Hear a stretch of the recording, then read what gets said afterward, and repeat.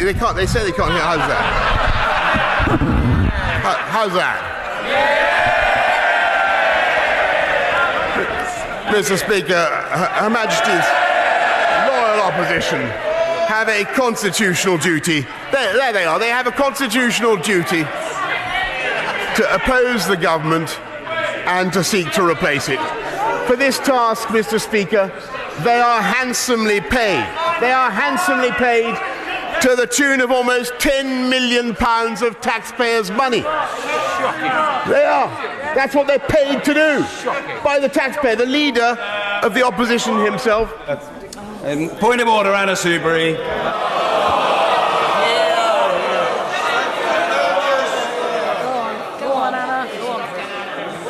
Mr. Speaker, unfortunately, the microphone being placed so close to the Prime Minister means he can't hear that some of us over here are trying to intervene and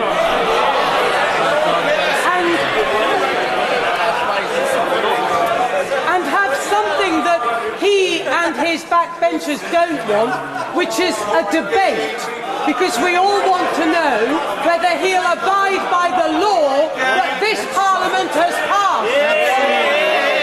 Yes, I say as much for the benefit of the watching public as for anybody else. That is an example of what I call the norm.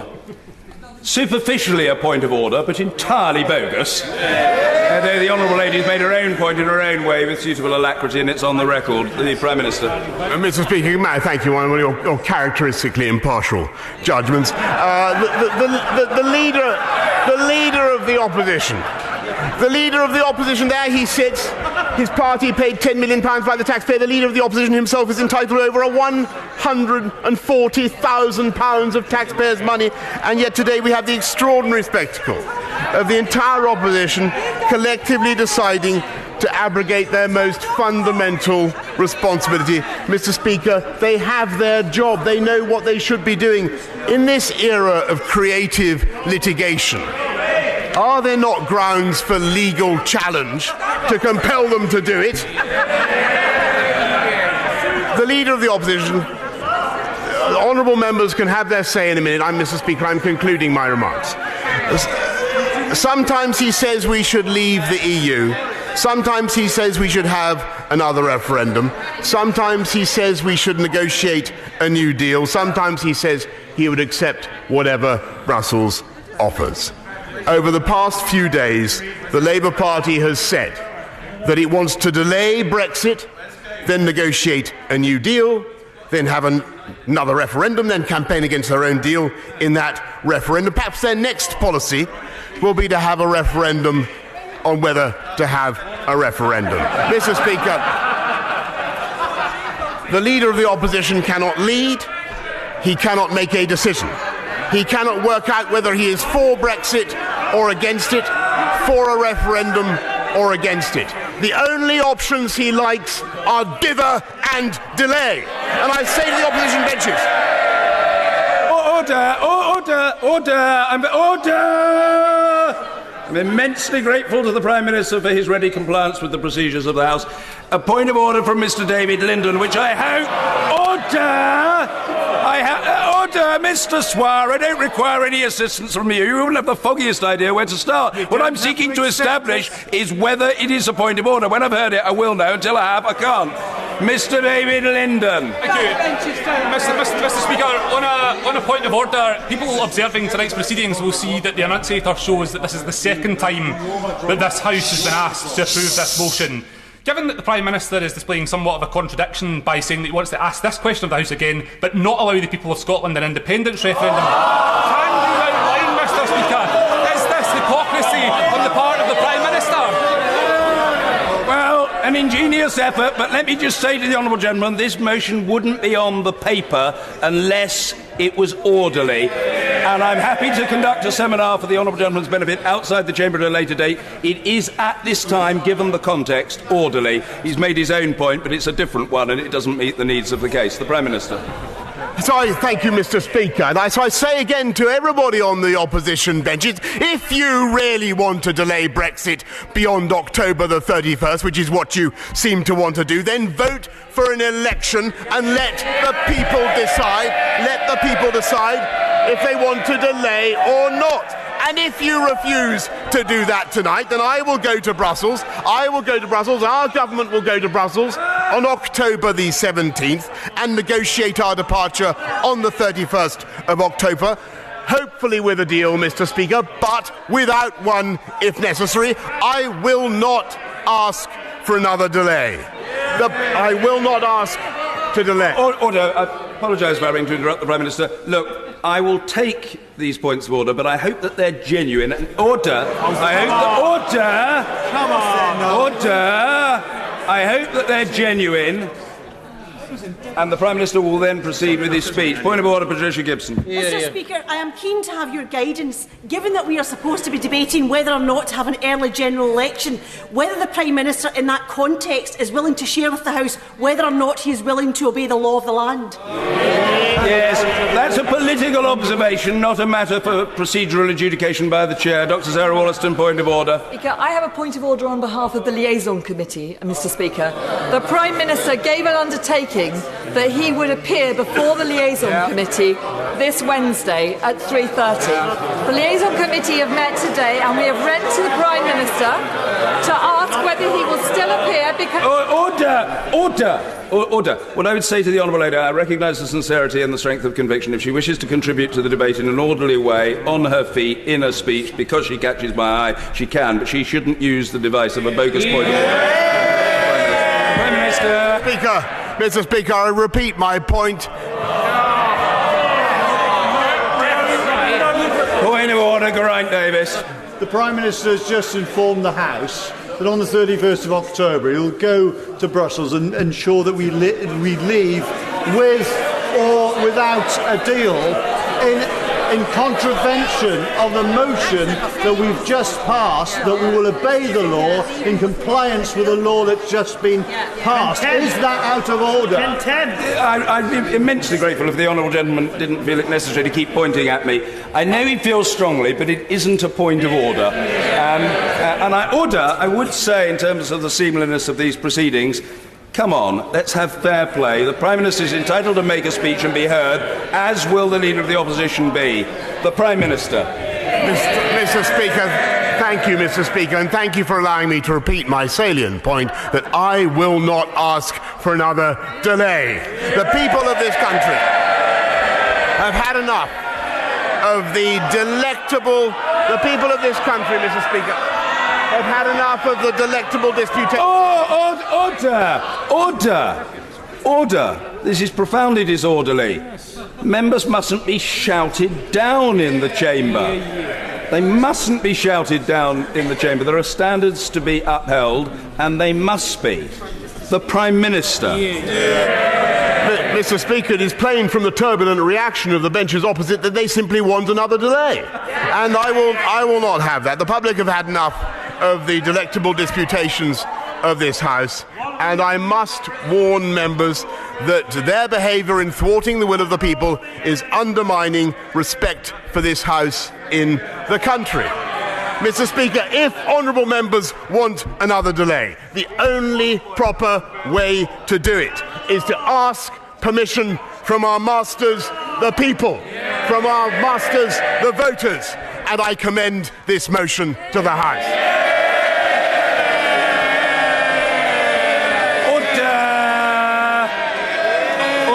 The question is that there shall be an early parliamentary general election. I call the Leader of the Opposition, Mr. Jeremy Corbyn. Thank you, Mr. Speaker.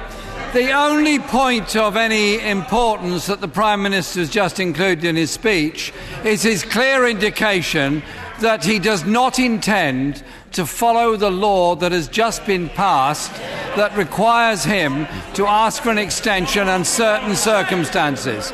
He also, Mr. Speaker, gave no answer to the two decisions this House has already made today concerning the publication of Yellowhammer documents and his own behaviour as Prime Minister in respect of laws agreed by this House. Because the Prime Minister has failingly seemed to grasp that opposition benches have actually been very clear. That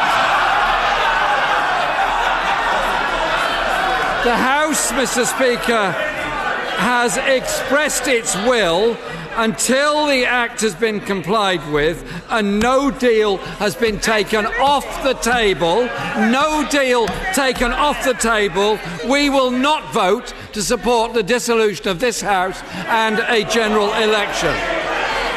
Now, I want an election, Mr. Speaker, as the Prime Minister pointed out. And the Conservative Party has very generously broadcast footage of me and my friends saying that we want an election. I don't retreat from that at all. We're eager for an election. But as keen as we are not prepared to risk inflicting the disaster of no deal on us, our communities, our jobs, our services, or indeed our rights. Mr. Speaker, no deal would not be a clean break. It would not mean just getting on with it. It would start a whole new period of confusion and delay. But this time, Mr. Speaker, set against a backdrop of rising unemployment, further deindustrialisation and of deepening poverty all across this country.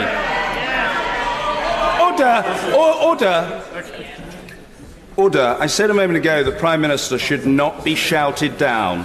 Let me say to people who are shouting their heads off, it will be readily obvious to people observing our proceedings that's exactly what they're trying to do, including some extraordinarily stupid and noisy yelling from people secreting themselves behind the chair and thinking they're being clever. It's very low grade, it's very down market, it's very substandard, it's very boring, it's very predictable, and if the whips operated any sort of discipline, they would tell those people to try to get a life. The Leader of the Opposition. Mr. Speaker, the point I was making was that it will be in a backdrop of unemployment increasing, deindustrialisation and deepening poverty within our society. Not very surprising that the government was so keen to hide the Yellowhammer documents, their own documents, which would demonstrate this to be the case. We have no faith that the government is seeking a deal in good faith. Indeed, the former Work and Pensions Secretary said in her resignation letter, I no longer believe leaving with a deal is the government's main objective. EU leaders have received no proposals.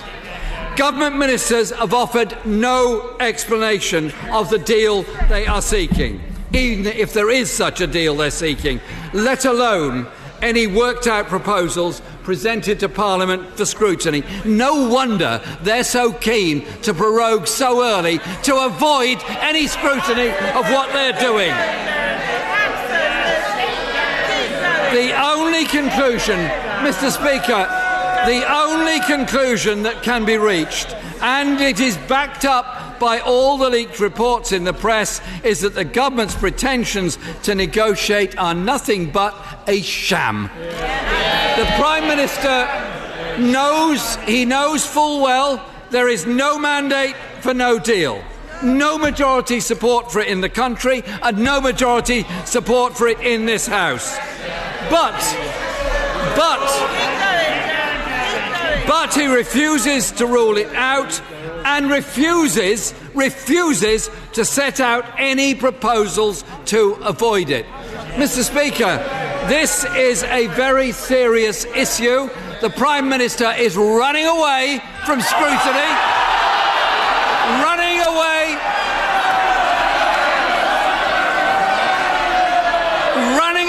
from scrutiny with his blather and his shouting. Many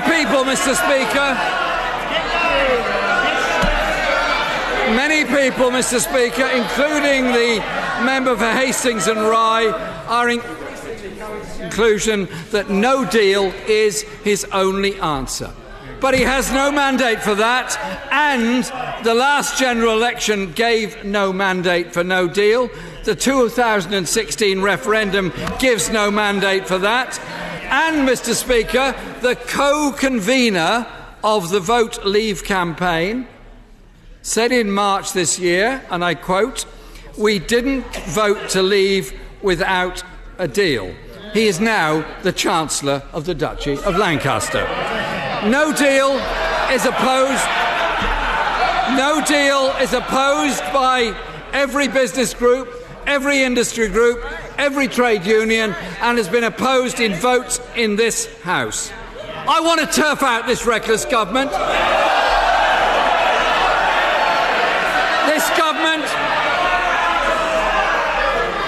This government that is driving up poverty, deepening inequality, scapegoating migrants, whipping up divisions and failing this country.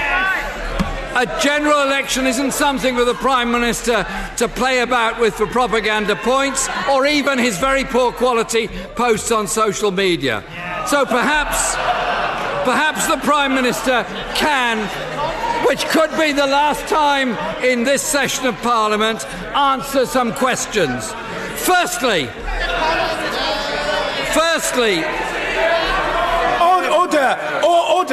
Order, Mr. Philp. You're very loud and rancorous. Calm down, young man. You're getting very overexcited. Very, very overexcited. Very overexcited. Very overexcited. You can do a lot better than that. You must try to do so. Jeremy Corbyn. We're great. Questions, Mr. Speaker. Firstly, to the Prime Minister, where are his proposals for renegotiations? Where are they? When were they published? What is their content? Secondly, since if he seeks a no deal, why doesn't he argue for it and seek the mandate for it that it so far does not possess? There is not a mandate for no deal. No, I'm not giving way. Thirdly, if, as he claims, he is making progress,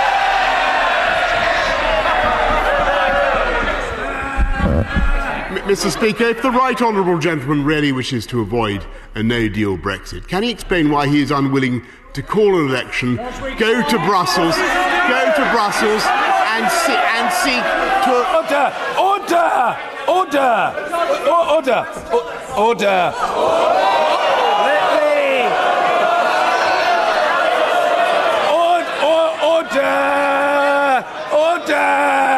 Mr. Doherty Hughes, calm yourself.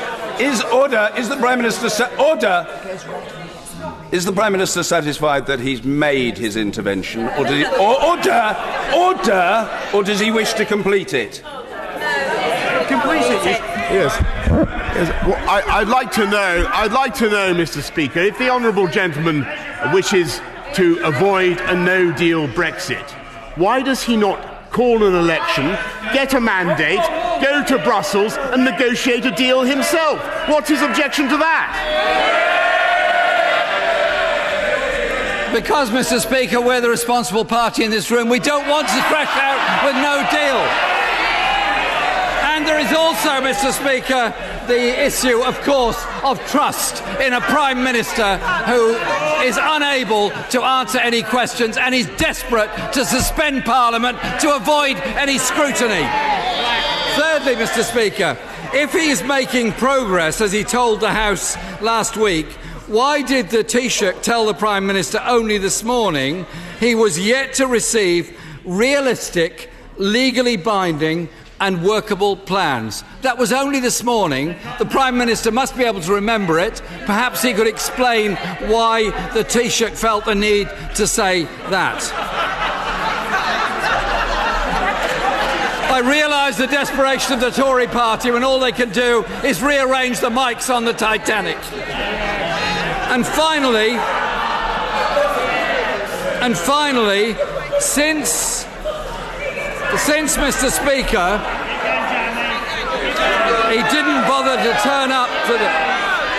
Mr. Speaker, if I could just inform, with great respect, the members opposite, I have no intention of giving way to any of them, OK?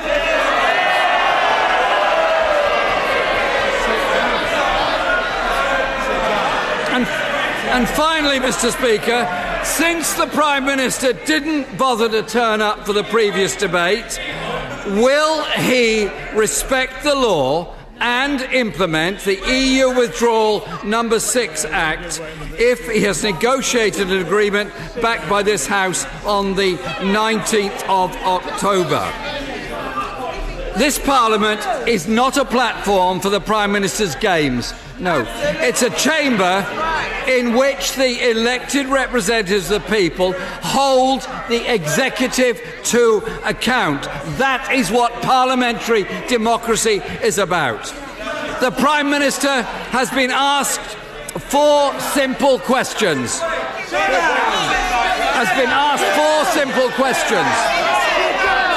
Mr. Speaker, I'm not giving way. Order. Mr. Jeremy Corbyn. Thank you, Mr. Speaker. The Prime Minister is talking up no deal to one wing of his party and talking up getting a deal to another wing of his party. The sad reality is he's not preparing adequately for the first and not negotiating at all for the other. On Sunday, Mr. Speaker, the 15th, it's UN International Day of Democracy, when the UN celebrates governments being held accountable to their national parliaments in a democracy. This government is only interested in shutting down Parliament to avoid any scrutiny. His obfuscations and evasions are being rumbled, both at home and abroad. And that is why he doesn't answer questions. And he's so keen to avoid any scrutiny. Tonight, he will be attempting to prorogue Parliament for one of the longest prorogations there have ever been. Shutting down Parliament, shutting down democracy, avoiding questions, taking this country over a cliff of a no-deal exit with all the damage that will do to many of the poorest and most vulnerable communities in our society, and all the damage it will do to trade and jobs, all because he wants to take this country into the direction of a trade deal solely with the USA rather than anybody else. Mr. Speaker, we are not walking into traps laid by this Prime Minister.